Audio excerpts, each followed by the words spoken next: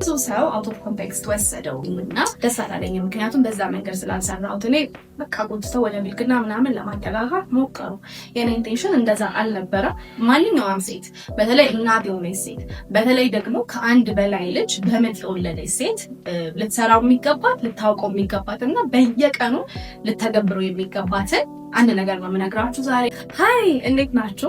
የዩቲዩብ ነገር አልሆነልኝም። ጀምረዋለሁ፣ ተወዋለሁ። ኤኒዌይ አንድ በጣም ቲክቶክ ላይ ሰርቸው ቫይራል የወጣ ነገር ስለነበረ ዝርዝሩን ዩቲዩብ ላይ ለምናሰራውን ብዬ ነው የመጣሁት። በጣም አጭር ቪዲዮ ነበር የሰራው፣ ቫይራል ሆነ። ከዛ በኋላ ብዙ ሰው አውት ኦፍ ኮንቴክስት ወሰደው እና ደስ አላለኝም። ምክንያቱም በዛ መንገድ ስላልሰራሁት እኔ በቃ ጎትተው ወደ ብልግና ምናምን ለማጠጋጋት ሞከሩ። የኔ ኢንቴንሽን እንደዛ አልነበረ። ማንኛውም ሴት በተለይ እናት የሆነች ሴት በተለይ ደግሞ ከአንድ በላይ ልጅ በምጥ የወለደች ሴት ልትሰራው የሚገባት ልታውቀው የሚገባት እና በየቀኑ ልተገብረው የሚገባትን አንድ ነገር ነው የምነግራችሁ ዛሬ። እኛ ሀገር ብዙ አይወራም፣ ውጪ ግን በጣም የሚታወቅ ነገር ነው። ሁሉም እናት ነው ሶሻል ሚዲያ ላይ ስታወራ የምትሰማ ስለዚህ ነገር። እኛ ሀገር ግን ሲወራ ሰምቼ አላውቅም እና አይ ዊሽ ቲክቶክ ላይ ያያችሁትና ምን እንደሆነ ለማወቅ የጓጓችሁት ሰዎች ይህንን ቪዲዮ ብታገኙ በጣም ደስ ይለኛል። ቆርጬ ቲክቶክ ላይ ለማድረግ እሞክራለሁ። ብታገኙት ግን በጣም ደስ ይለኛል። ካገኛችሁት አግኝተናል ብትሉኝ ደስ ይለኛል። ሶ ሌት ሚ ሼር ዩ ምን እንደሆነ ነገሩ፣ እንዴት አድርገን ልንሰራው እንደምንችል እና ምን ጥቅሞች እንዳሉት ማለት ነው። እናት ከሆነን በኋላ ራሳችንን ለመንከባከብ ሰውነታችንን ወደ ቀድሞ ክብደታችን ለመመለስ ቆንጆ ለመሆን ጥረት እናደርጋለን ውጫዊ አካላችን ላይ።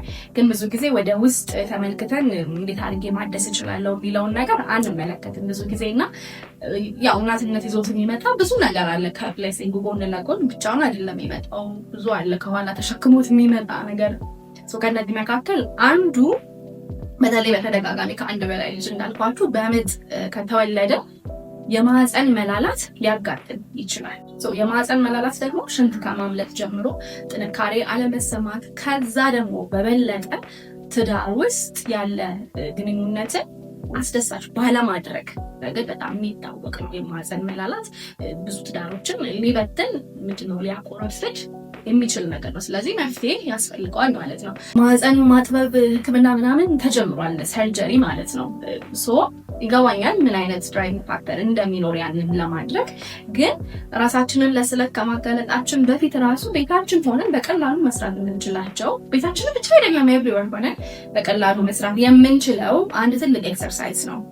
ኬግል ኤክሰርሳይዝ ይባላል። ይሄንን ኤክሰርሳይዝ በየቀኑ በቀን 3 በመስራት የዳሌ ወይም ደግሞ የማህፀን ጡንቻን በማጠንከር ላልቶ የነበረውን ጡንቻን የተወሰነ እንዲጠቅ ማድረግ ይቻላል። የተረጋገጠለት ነገር ነው። እንዳልኳችሁ እኛ ሀገር ብዙ አይወራም እንጂ ነጮቹ በጣም የሚያወሩበት ነገር። ኬግል ኤክሰርሳይዝ ማለት ከማህፀን ከፊኛና ከአንጀት በታች የሚገኝ ጡንቻን በማሰራት የማህፀን መላላትን ለመቀነስ ወይም ደግሞ ለማጥፋት የሚረዳ በጣም ቀላል የሆነ እንቅስቃሴ ነው። ልክ እጃችን ወይም ደግሞ ሆዳችንን ማጠንከር ስንፈልግ የእጅ ወይም ደግሞ የሆድ ጡንቻ ማጠንከር ስፖርቶችን እንሰራለን አይደለ?